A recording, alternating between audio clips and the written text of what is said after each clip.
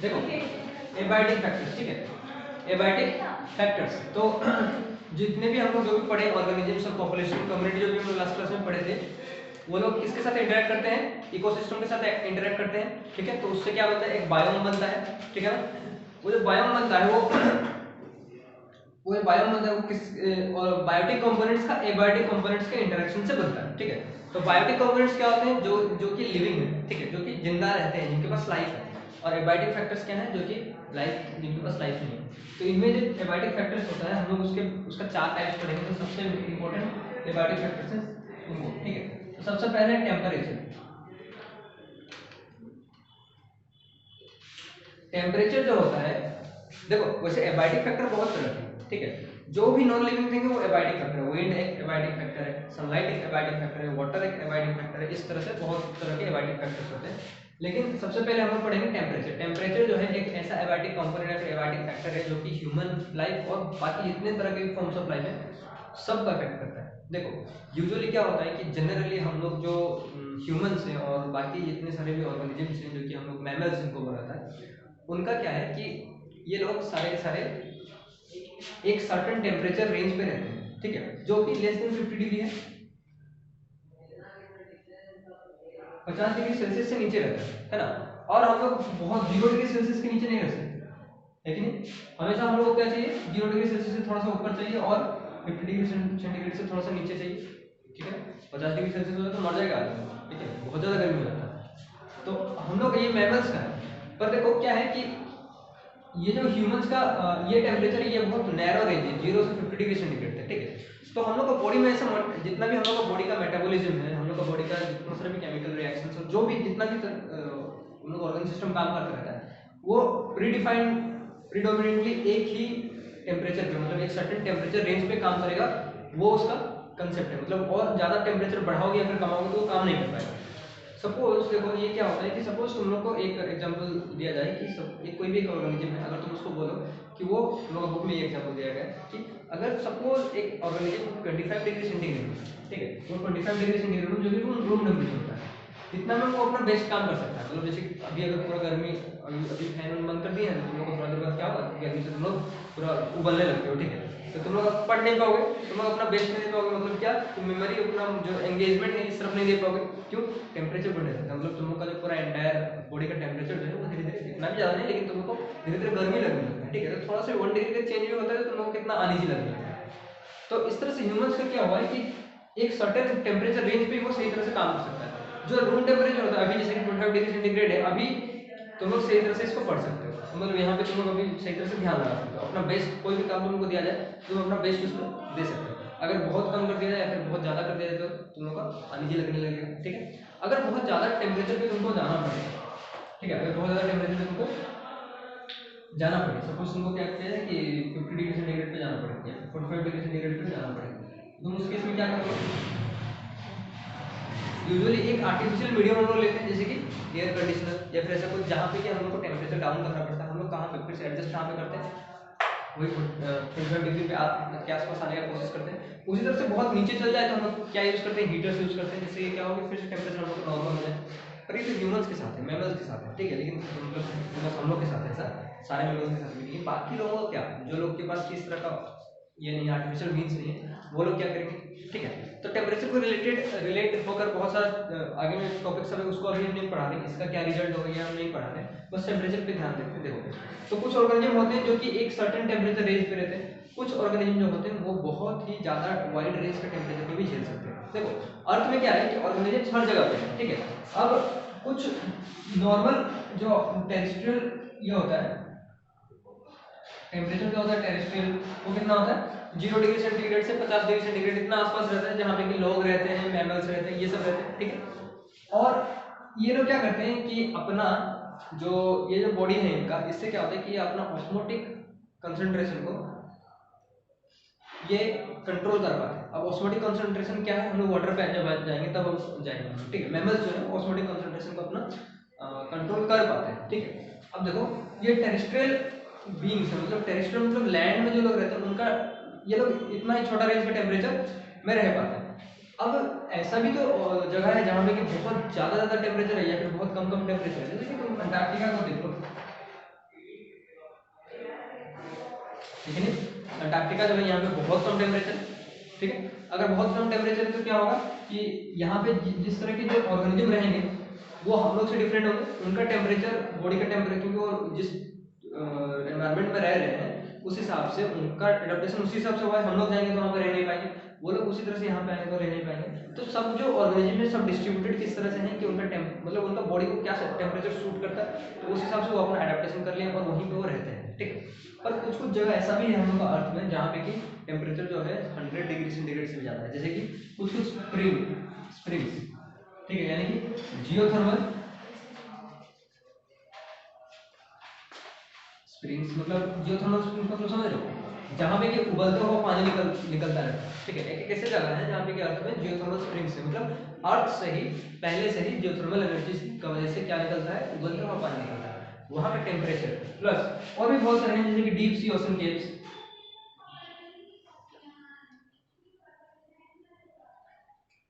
बहुत सारा ऐसा पैसिफिक ओशन और अटलांटिक ओशन में ऐसा बहुत सारा ओशन केव्स है, डीप ओशन केव्स, ठीक है, जहाँ पे कि तुम्हारा ऐसा ऐसा अंदर में वो ऐसा फॉर्मेशन हो गया है, केव जैसा फॉर्मेशन हो गया जहाँ पे कि टेम्परेचर ट्रैप होकर रह जाता है हीट, तो वहाँ पे जो तुम्हारा टेम्परेचर है वो बहुत 100 डिग्री से ज़्यादा बढ़ जाता है, तो वो ग्रेटर देन कितना हो जाता है, 100 डिग्री के आसपास पहुँच जाता है, ठीक है। तो ये जब इस तरह का टेम्परेचर रहेगा तो वहाँ पे जो ऑर्गेनिज्म वो लोग कैसे रहेंगे, वो लोग उसमें भी अडेप्ट कर लिए। तो हर ऑर्गेनिज्म का अपना अपना अडेप्टेशन है। तो जरा देखो, जरा सोचो कि जो हम लोग जो रह रहे हैं, हम लोग का बहुत छोटा सा रेंज है, मतलब हम लोग बहुत कम, बहुत ठंड लगा 0 डिग्री पहुंच जाएगा तो हम लोग मर जाएंगे, और 50 डिग्री से ऊपर चला जाएगा तब भी हम लोग मर जाएंगे, ठीक है, नेचुरल कंडीशन में। तो हम लोग बहुत छोटा नैरो टेम्परेचर रेंज को ही, नैरो टेम्परेचर रेंज में ही रह पाएंगे, लेकिन ये लोग देखो कितना ज्यादा में भी रह पा रहे हैं और कितना कम में भी रह। यहाँ पे जो ऑर्गेनिजम्स रह रहे होंगे वो लोग क्या कि बहुत ज्यादा टेम्परेचर पे भी रह पा रहे हैं, बहुत कम टेम्परेचर पे भी रह पा रहे हैं। तो एक टर्म आता है, जो लोग जितने सारे भी ऑर्गेनिज्म हैं जो कि अपना बॉडी का टेम्परेचर मतलब बहुत कम रेंज का टेम्परेचर में रह पाते हैं, बहुत ज्यादा रेंज ऑफ टेम्परेचर में नहीं रह पाते, उनको बोलते हैं यूरिथर्मल।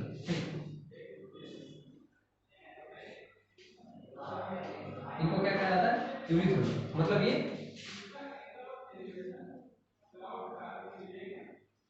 स्मॉल और नैरो रेंज ऑफ टेम्परेचर, ठीक। ये लोग, ये जो यूरिथर्मल जितने भी ऑर्गेनिजम्स होते हैं ये बहुत ही छोटे रेंज ऑफ टेम्परेचर में जीते हैं, ठीक है। उसके बाद आता है तुम्हारा स्टेनोथर्मल, STENOTHERML, स्टेनोथर्मल, ठीक है। ये जो ऑर्गेनिजम्स होते हैं ये ब्रॉड रेंज ऑफ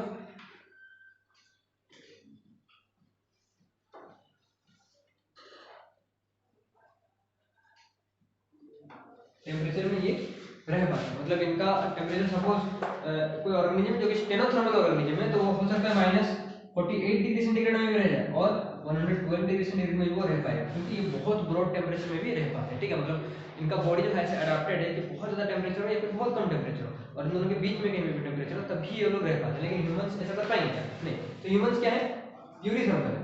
और जो तुम्हारे जितने भी ऑर्गेनिज्म जैसे कि यहाँ पे जो लोग जो थर्मल स्प्रिंग्स में रहते हैं, इस तरह का जगह पे जो लोग रहते हैं वो लोग क्या है, स्टेनोथर्मल है, ठीक है, याद रखना यूरिथर्मल एंड स्टेनोथर्मल, ये हुआ हम लोग का टेम्परेचर।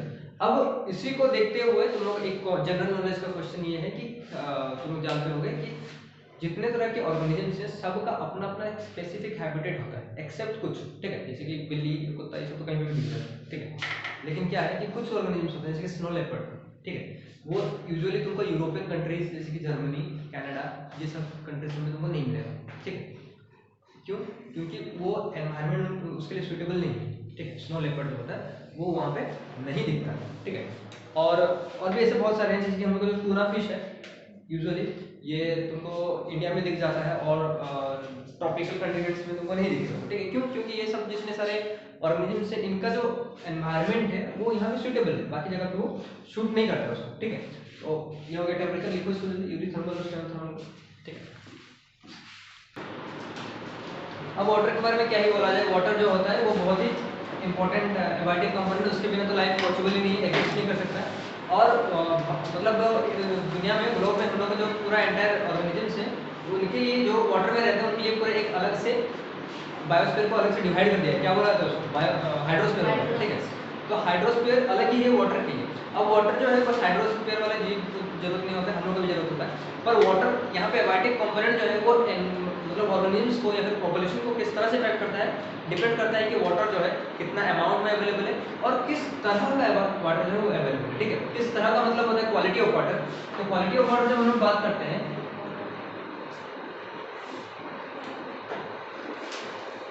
क्वालिटी ऑफ वाटर जब हम लोग बात करते हैं तो इसमें दो चीज देख रहा है, एक है उसका सैलिनिटी, दूसरा चीज है उसका पीएच। ठीक है, सैलिनिटी एंड पीएच। तो अगर पीएच जो होगा वो अगर देखो जनरली पीएच जो होता है वो वाटर का कितना होता है, जो डिस्टिलेटेड वाटर है उसका कितना पीएच होता है 6 से 7 के आसपास, है ना, यानी कि वो न्यूट्रल होता है। और अगर वाटर बहुत एसिडिक होगा तो वो ह्यूमंस के लिए या फिर मैमल्स के लिए वो सुटेबल नहीं है, या फिर अगर बहुत बेसिक होगा तब भी सुटेबल नहीं है। लेकिन कुछ इंसेक्ट्स एंड ऑर्गेनिजम्स हैं वहाँ पे एसिडिक में भी रह लेते हैं और बेसिक में भी रह लेते हैं। पर बेसिकली क्या है कि हम लोग सैलिनिटी किसको कहते हैं, जो मेजर ऑफ सैलिनिटी का मतलब होता है इसका एक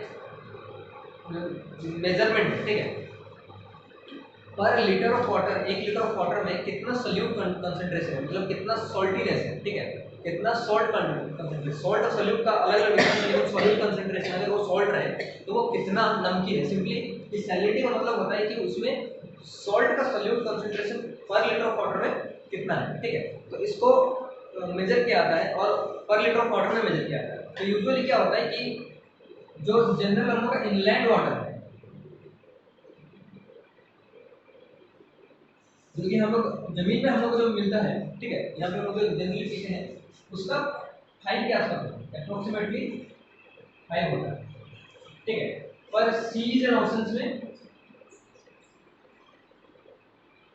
वो 35 के आसपास होता है। ठीक है, 35 अप्रोक्सीमेटली। ठीक है, मतलब इतना ये इसका सैलिनिटी पर लीटर ऑफ वाटर कितना है। ठीक है, तो ये इनलैंड वाटर का है, ये सी एंड ओशंस का है। ठीक है, पर कहीं कहीं अगर तुम जाओ जहाँ पे कि डीप सी में बहुत अंदर जाओ तो वहाँ पे ऐसी ऐसी जगह है जहाँ पे कि सैलिनिटी जो होता है वो बहुत ज़्यादा बढ़ जाता है, 100 से भी ऊपर रहता है। ठीक है, तो ऐसे सलाइन एरियाज में भी ऑर्गेनिजम्स रह रहे हैं, पर हम लोग इस तरह का सलाइन एरियाज में नहीं रह पाए।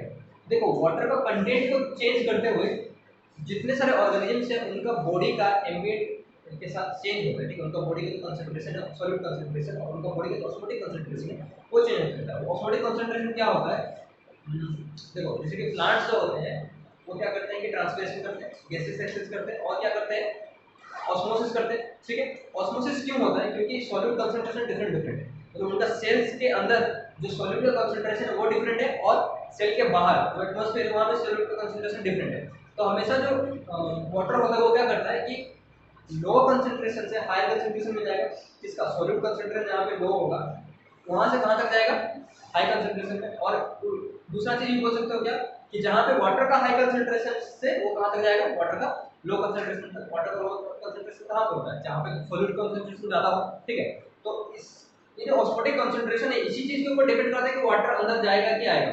लिक्विड्स जिस तरह के उसके सराउंडिंग में है, गैसेस जिस तरह के उसके सराउंडिंग में, ये सब डिपेंड इस चीज के ऊपर करते हैं, सॉल्यूट कंसंट्रेशन के ऊपर डिपेंड करते हैं, मतलब उस ऑर्गेनिज्म का सॉल्यूट कंसंट्रेशन, इसको हम लोग ऑस्मोटिक कंसंट्रेशन भी कहते हैं। ठीक है, ये जो ऑस्मोटिक कंसंट्रेशन ये डिपेंड और फिर फर्दर ये किस चीज के ऊपर डिपेंड करता है कि उसका सराउंडिंग, उसका एनवायरनमेंट जो है वो किस तरह का है। अगर वो बहुत ज्यादा सलाइन है, मतलब बहुत ज्यादा उसमें सॉल्टीनेस है, तो वो नहीं बच पाएगा।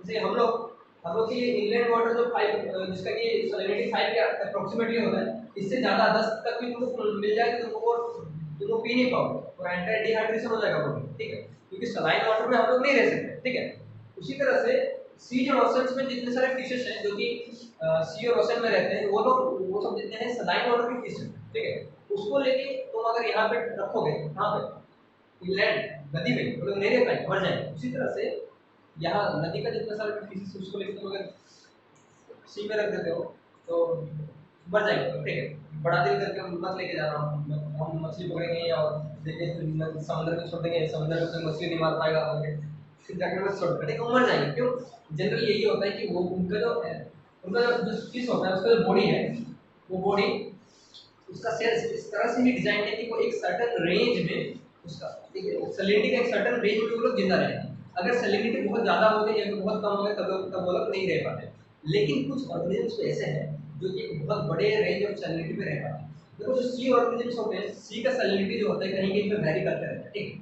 कहीं कहीं पे नॉर्मली 35 होगा, कहीं कहीं अगर अंदर डीप केव्स में चले जाए तो वहाँ पे बहुत ज़्यादा सैलिनिटी होगा, ठीक। तो जो सैलिनिटी है वो वेरी करता रहता है, इसीलिए क्या होता है कि उन ऑर्गेनिजम्स को एडेप्टेबल होना चाहिए कि अलग अलग डिफरेंट डिफरेंट तरह का एनवायरनमेंट अलग अलग सैलिनिटी पे रह पाए, ठीक। तो कुछ ऑर्गेनिजम्स ऐसे होते हैं जो कि एक नैरो स्पेक्ट्रम ऑफ सैलिनिटी पे रह पाते हैं। क्या?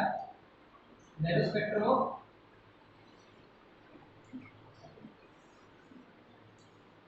मतलब बहुत छोटे से रेंज ऑफ सैलिनिटी। हो सकता है 5 सैलिनिटी 5 है, 6 है, 7 है, तब तक रह लेंगे। 8 होने लगेगा मरने लगेंगे, 10 होने लगेगा मरने लगेंगे, ठीक है। तो बहुत छोटे से स्पेक्ट्रम में वो लोग रह पाते हैं, तो उसको हम लोग क्या कहते हैं? यूरी हेलिन, ठीक है। जैसे वहां पे क्या था, इससे पहले क्या था? Yuri thermal. उसी तरह से यहाँ पे क्या होगा? यूरी हेलिन। और जो लोग एक ब्रॉड स्पेक्ट्रम में रह पाते हैं ऑफ सैलिनिटी में रह पाते हैं, उसको कहते हैं हम लोग स्टेनोहेलिन, ठीक है। Euryhaline and stenohaline. तो जो भी ऑर्गेनिज्म जो कि बहुत बड़े स्पेक्ट्रम, मतलब हो सकता है वो 35 में भी रह पाए, 35 से लेकर 50 में भी रह पाए, 80 में भी रह पाए, तो क्या होगा? उनको क्या कहा जाएगा? स्टेनोहेलिन कहा जाएगा, ठीक है। तो जितने भी एक डिफाइंड रेंज है कि अगर कोई ऑर्गेनिज्म 35, 50 और 80 के बीच में रह पा रहा है तो वो यूजुअली यहाँ पे नहीं आएगा, मतलब जहाँ जहाँ पे के सैलिनिटी कितना है? 5 है। तो इस तरह के ऑर्गेनिज्म जो होते हैं ये अपना अपना एनवायरनमेंट चूज करते हैं। जैसे सी फिश जो होता है, सी के जितने सारे फिश है वो कभी भी नदी में नहीं आते, उनके पास ऑप्शन होगा लेकिन फिर भी वो नहीं आते क्योंकि उनका एडेप्टेशन वही है, वहीं पे वो रहना सीखे और वहीं पे वो रहेंगे तो मर जाएंगे वो, ठीक। तो ये वाटर जो होता है, ये क्वालिटी जो वाटर जो होता है वो डिफाइन करता है कि किस तरह का तुम्हारा इकोसिस्टम वहाँ पे किस तरह का होगा। अगर सलाइन है तो उसको हम लोग सलाइन वाटर इकोसिस्टम भी कहते हैं, ठीक है। और ये और एक और चीज के ऊपर भी ये करता है कि यहाँ पे जो फ्लोरा हो, मतलब जो ऑर्गेनिज्म पैदा होंगे वो किस तरह के ऑर्गेनिज्म पैदा होंगे। जैसे कि जहाँ पे सलाइन वाटर रहता है या फिर सपोज वहाँ पे मिट्टी जो है वो सलाइन वाटर को टच कर रहा है तो वहाँ पे नॉर्मल प्लांट्स है वो उग नहीं पाते हैं, ठीक है। क्यों? क्योंकि वहाँ पे सलाइन वाटर के जो प्लांट है वो लोग उगेंगे वहाँ पे। उसी तरह से जो फ्रेश वाटर या फिर इनलैंड का जो प्लांट्स है वो डिफरेंट होते हैं किससे? सलाइन वाटर के अंदर एक्वाटिक प्लांट्स है, ठीक है। क्योंकि एक्वाटिक प्लांट्स का सलाइन में रह पाएंगे और बाहर नहीं रह पाएंगे, ठीक है। जैसे कोरल रीफ सब होता है, ठीक है। देखो इसको,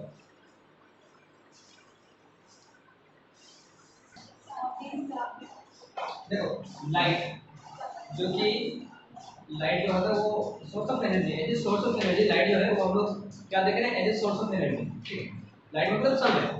लाइट जो है हर एक ऑर्गेनिज्म को जरूरत पड़ता है, जो कि इनलैंड मतलब टेरेस्ट्रियल ऑर्गेनिज्म जो होते हैं तो सबको लाइट का जरूरत पड़ता है। उनमें से कुछ ऑर्गेनिज्म है जो कि सनलाइट की वजह से नहीं रह पाते हैं, जैसे मच्छर, ठीक है। लेकिन मेजॉरिटी ऑफ ऑर्गेनिज्म जो इनलैंड रहते हैं उनको लाइट का जरूरत पड़ता है, ठीक है। पर एक चीज देखो, तुमको लाइट की जरूरत पड़े या ना पड़े, बिना लाइट के हम लोग रह लेंगे, लेकिन लाइट की वजह से ही फोटोसिंथेसिस होता है। मतलब प्राइमरी कंज्यूमर जो कुछ भी खाता है प्रोड्यूसर से, वो जो प्रोड्यूसर कुछ भी प्रोड्यूस करता है किस तरह से प्रोड्यूस करता है? लाइट की वजह से, सनलाइट का प्रेजेंस की वजह से कुछ प्रोड्यूस करता है। तो लाइट जो है बहुत इंपॉर्टेंट चीज हुआ हम लोग के लिए, ठीक है। तो बेसिकली अगर हम लोग बस प्लांट के बारे में पढ़ें लाइट्स को तो काफी है। क्यों? प्लांट्स नहीं होते तो हम लोग भी नहीं होते। अगर प्लांट्स अपना फोटोसिंथेसिस कर पाएंगे तभी जाके तो कुछ भी चीज प्रोड्यूस होगा, क्योंकि प्लांट्स तो प्राइमरी प्रोड्यूसर होते हैं। उनको कोई कंज्यूम करेगा फिर हम लोग उनको कंज्यूम करेंगे तभी जाके तो लाइफ से जो तो सिस्टम में पॉसिबल है या फिर लाइफ जो है अर्थ में पॉसिबल है, ठीक है। तो ये जो लाइट है, लाइट जो होता है वो बहुत इंपॉर्टेंट होता है। अब देखो लाइट जो है अलग अलग पूरे अर्थ में लाइट जो है अनइवन डिस्ट्रीब्यूशन, मतलब उसका डिस्ट्रीब्यूशन जो होता है वो अनइवन होता है। अनइवन का मतलब होता है कि हर जगह पे एक जैसा नहीं होता, ठीक है। कहीं कहीं पे लाइट जो है बहुत ज़्यादा मिलता है, कहीं कहीं पे लाइट जो है बहुत कम मिलता है, ठीक है।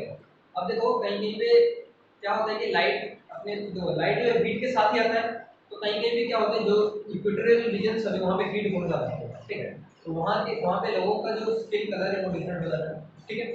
उसी तरह से जो लोग पोलर रीजन में रहते हैं उनको हीट बहुत कम मिलता है और लाइट भी बहुत कम मिलता है, उनका दिन छोटा होता है। तो उससे क्या होता है कि वहाँ पे एडेप्टेशन उसी तरह से किया गया है कि ठंडे कंडीशन और कम हीट में भी लोग बच पाए, ठीक है। तो लाइट जो है बहुत इंपॉर्टेंट है। और सबसे इंपॉर्टेंट चीज़ क्या है कि प्लांट्स जो होते हैं इससे फोटोसिंथेसिस करते हैं,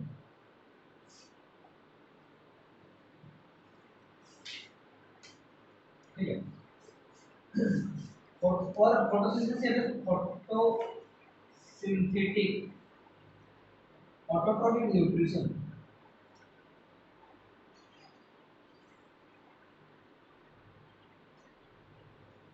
फोटोसिंथेटिक ऑटोट्रॉपिक न्यूट्रिशन वाले जितने सारे भी ऑर्गेनिज्म हैं सारे के सारे किसको यूज करते हैं, लाइट को यूज करते हैं, ठीक है, सनलाइट को यूज करते हैं। तो सनलाइट जो है वो मेजर सोर्स ऑफ एनर्जी है अर्थ का, ठीक है।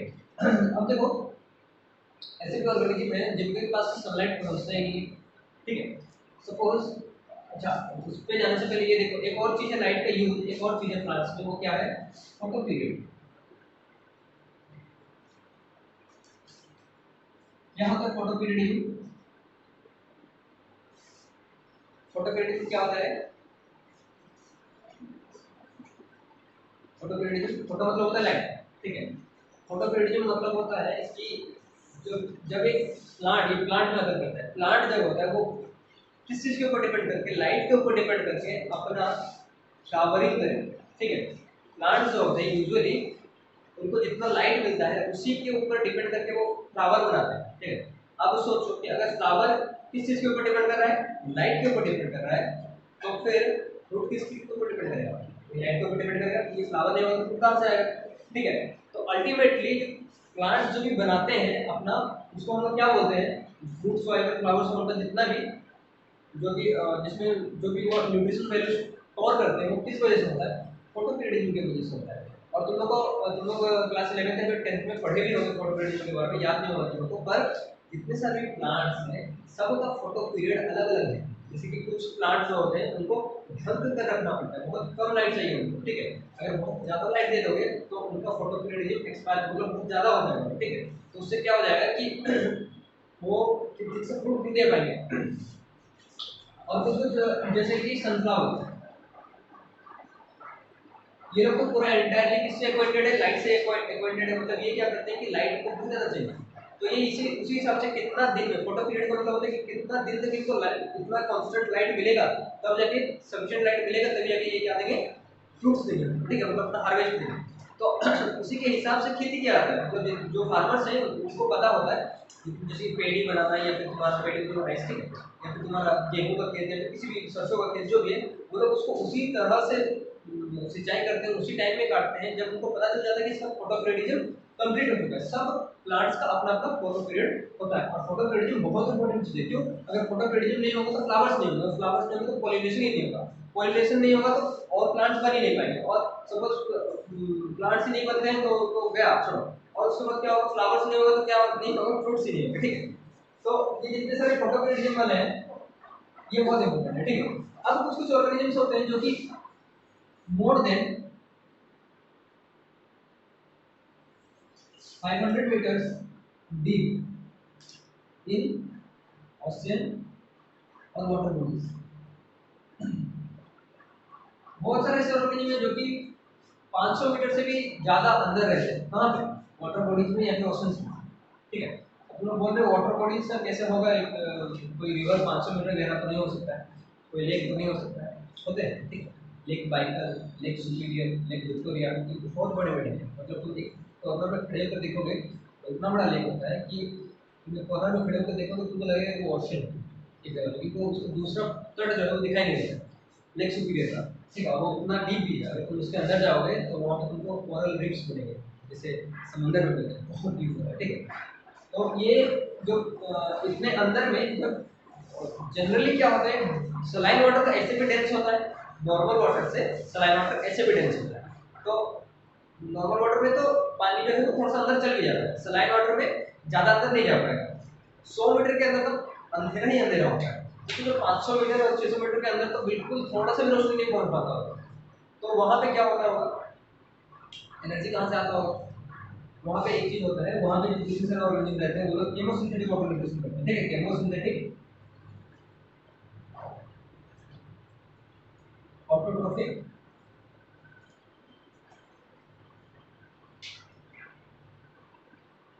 न्यूट्रिशन, ठीक है। केमोसिंथेटिक ऑटोट्रॉफिक न्यूट्रिशन, ये केमोसिंथेटिक ऑटोट्रॉफिक न्यूट्रिशन क्या होता है, फोटोसिंथेटिक ऑटोट्रॉफिक न्यूट्रिशन मतलब खुद से खाना बनाना in the presence of light यानी कि फोटो, ठीक है। उसी तरह से केमोसिंथेटिक ऑटोट्रॉफिक न्यूट्रिशन होता है ऑटोट्रॉफिक न्यूट्रिशन करना इन द प्रेजेंस ऑफ केमिकल्स, ठीक है, केमिकल्स को यूज करके एनर्जी लेना। तो ये केमोसिंथेटिक ऑटोट्रॉफिक न्यूट्रिशन करते हैं, पर उनको पता भी नहीं होगा कि कोई सन जैसे कोई चीज होगी, दोस्तों 500 मीटर की ये बात है, जो पैसिफिक ओशन अटलांटिक ओशन है वो तो किलोमीटर से किलोमीटर डीप होते हैं, ठीक है, बहुत ज़्यादा डीप होते हैं, किलोमीटर से डीप। तो वहाँ पे जो नीचे में ऑर्गेनिजम्स रहते हैं वो कितने डिफरेंट होते हैं। और एक चीज़ है कि सन का जो यूवी रेज है, यूवी कंपोनेंट ऑफ सनलाइट, ये इसका भी यूज करते हैं।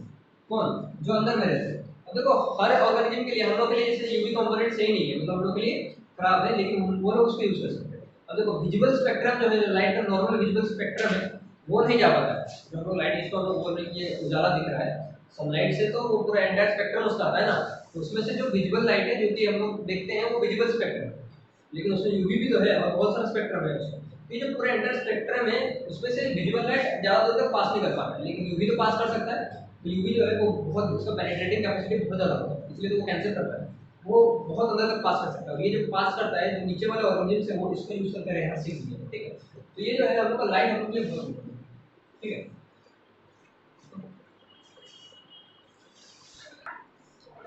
सॉइल भी एक तरह का बहुत ही इंपॉर्टेंट एबायोटिक फैक्टर है हम लोगों के लिए, ठीक है। सॉइल जो है वो इनलैंड टेरेस्ट्रियल ऑर्गेनिजम्स के लिए बहुत इंपॉर्टेंट होता है। क्यों? ये एक तो ये हम लोग जिस तरह का सॉइल में रहते हैं, हम लोग का कंडीशन उस तरह का होता है।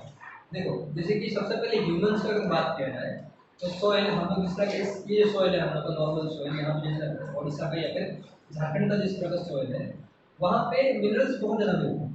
तो हम लोग का जो एडेप्टेशन, हम लोग का जो ऑक्यूपेशन, हम लोग का जो प्रोफेशन है, उसी तरह से हो चुका है। यहाँ पे खेती किस तरह से होता है, यहाँ का, यहाँ के लोगों का प्राइमरीली क्या इनकम है, क्या ऑक्यूपेशन का सोर्स है, ये किस चीज़ के ऊपर डिपेंड करता है, बहुत अमाउंट में इस सॉइल के ऊपर डिपेंड करता है।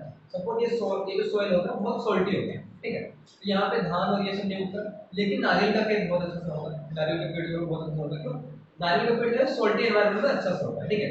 तो यहाँ पे लोग जो खेती कर रहे हैं, जो लोग देखते हो यहाँ पे खेत करके अपना घर में जाके मार्केट में बेचते हैं, वो लोग क्या करते हैं, नारियल का पेड़ लगाते हैं और नारियल निकाल निकाल के बेचते हैं। नारियल का मतलब जो आज नारियल 30 रुपये में मिलता है, वो नारियल को क्या करते हैं कि उससे नारियल को पानी बेचते हैं, ठीक है।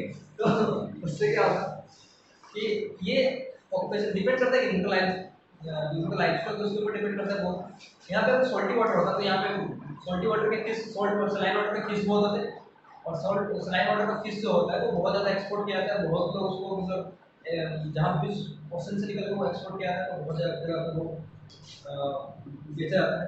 तो लोग क्या करते हैं, उनका प्राइमरी ऑक्यूपेशन वही हो जाता है, ठीक है। तो यहाँ पे लोग इतने सारे मछली पकड़ते हैं, ठीक है। सबका अपना अपना डिपेंड करता है कि तुम्हारा तुम जिस जगह पे रह रहे हो उसका सॉल्ट टाइप क्या है। सॉल्ट टाइप से एक और चीज़ क्या क्या मिलता है कि जो प्लांट है वो जहाँ पे भी रहेगा सॉल्ट से, सॉइल से, उसका पता चलता है कि वो वाटर रिटेनिंग कैपेसिटी कितना है, वाटर रिटेनिंग कैपेसिटी, या फिर कितना पर्कोलेशन होगा। वाटर रिटेनिंग कैपेसिटी का मतलब होता है कि वो कितना पानी होल्ड करके रख पाता है। जैसे हम लोग पानी डालते हैं मिट्टी में, कुछ मिट्टी तुरंत एब्जॉर्ब कर लेता है, और कुछ मिट्टी जो है वो उसको थोड़ा देर में एब्जॉर्ब करता है, लेकिन उसको पकड़ के रखता है, ठीक है। तो ऐसा है कि वाटर रिटेन करना, मतलब उसके अंदर रखना, उसको बोलते हैं वाटर रिटेनिंग करना, ठीक है। तो परकोलेशन और वाटर रिटेनिंग में डिफरेंस ये है कि परकोलेट करना मतलब कितना अंदर जल्दी घुस जाए, ठीक है, लेकिन रिटेन का मतलब होता है कि घुस तो गया, कि वो पकड़ के रखा हुआ है उसको, तब उसको हम लोग बोलेंगे वाटर रिटेनिंग। जैसे कि बालू, उसमें परकोलेट बहुत जल्दी कर जाएगा, मतलब अंदर बहुत जल्दी घुस जाएगा, ठीक है, डालते ही घुस जाता है, लेकिन उसको वाटर रिटेनिंग कैपेसिटी नहीं, मतलब वहाँ पे वो वाटर रिटेन नहीं रहता है, वाटर छोड़ देता है, वो तुरंत वाटर को छोड़ देता है, ठीक है। सपोज तुम क्या कर रहे हो कि एक लेयर यहाँ पे बालू का रखो, ठीक है, और नीचे में पूरा क्या रहना चाहिए, पूरा मतलब थोड़ा सा उसका बालू रखो यहाँ पे, और नीचे में रहना चाहिए कुछ भी नहीं रखो, वहाँ पे पूरा मतलब एक प्लेट रख लो। क्या होगा कि तुम उसमें पानी डालोगे, तो क्या होगा, पानी जो है वो नीचे चल जाएगा, बालू से क्रॉस करते हुए नीचे चल जाएगा। क्यों?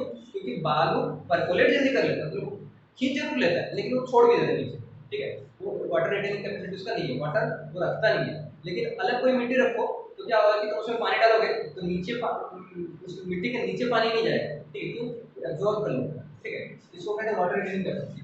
जिसका जितना ज़्यादा वाटर रिटेनिंग कैपेसिटी होता है, वो उतना बेटर प्लांट्स देगा, मतलब जो मेजर के प्लांट्स जो है वहाँ पे अच्छे उगेंगे, ठीक है। और यही तो रीजन होता है, जिस जिस एरिया का वाटर रिटेनिंग कैपेसिटी जितना अच्छा होता है वो उतना अच्छा उपजाऊ होता है। ठीक है, अब जैसे कि arid soil, types of soil में बात आ जाएंगे, पर ये जनरल नॉलेज का बात है। देखो कि जैसे कि बालू में क्या होता है, जितना भी सैंडी सोइल होता है वहां पे उतना अच्छा से क्या नहीं होता है, प्लांट्स खेती नहीं होता है। लेकिन जहाँ पे भी वाटर रिटेनिंग अच्छा होता है, मतलब जहाँ पे भी अच्छा से वाटर रिटेन कर जाएगा वहां पे वो खेती अच्छा से होता है। और एक होता है जहाँ पे कि मडी सोइल जिसको हम बोलते हैं, ठीक है, एक है मडी सोइल। ठीक है, जो मडी सोइल होता है ये वाटर लॉग सोइल होता है। ठीक है, वाटर लॉग मतलब होता है कि ये बहुत ज्यादा क्या कर लिया है, पानी ले लिया है, मतलब बहुत ज्यादा अमाउंट में पानी अपने पास ले लिया है। तो इसमें क्या होगा कि इतना ज्यादा पानी चला गया है कि यहाँ पे कोई भी मडी प्लांट्स को छोड़कर, जो कुछ गिने चुने मडी प्लांट्स हैं उनको छोड़कर और कोई भी प्लांट जो है यहाँ पे उग नहीं पाएंगे। तो मडी प्लांट्स में अभी जाके राइस उगाओगे या गन्ना उगाओगे वो नहीं होगा। ठीक है, मडी के लिए राइस जो होता है वो थोड़ा सा दलदल जैसा में उगता है, लेकिन थोड़ा सा वेट में उगता है, पर इतना ज्यादा मडी में भी नहीं होता, मतलब कीचड़ में नहीं उगेगा। ठीक है, कीचड़ में कौन उग जाता है इजीली, डबल का फूल। ठीक है, इस तरह के प्लांट्स जो है वो कीचड़ में जल्दी उग जाते हैं। ठीक है, तो ये वाटर लॉग सोइल भी हम लोग को नहीं चाहिए। तो लेकिन क्या है कि जितना सारा वेजिटेशन है सब अपना अपना हिसाब से, मडी सोइल में भी कुछ तरह के जो तुम्हारे प्लांट्स वो उगते हैं, और जनरली वाटर रिटेनिंग कैपेसिटी जिस सॉइल का अच्छा होता है वहां पे तो हर तरह का खेती हो जाता है। ठीक है, और एक चीज है, देखो ये सॉइल का टाइप, अगर वो एलुवियल सॉइल है तो सबसे अच्छा है।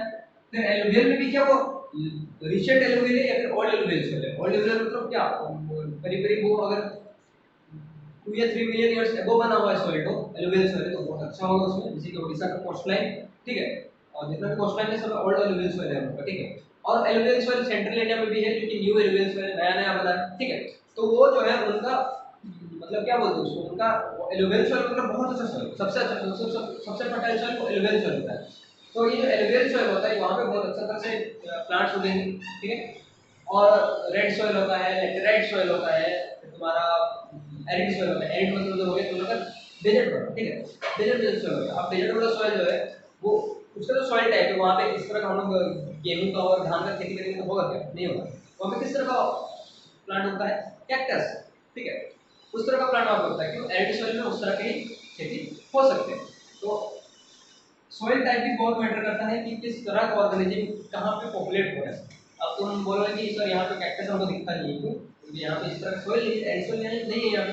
तो इसलिए हर ऑर्गेनिज्म का हैबिटेट जो है इस चीज चारों चीजों के ऊपर बहुत ज्यादा डिपेंड करता है। क्या, टेम्परेचर, लाइट, वाटर और सॉइल। ठीक है, तो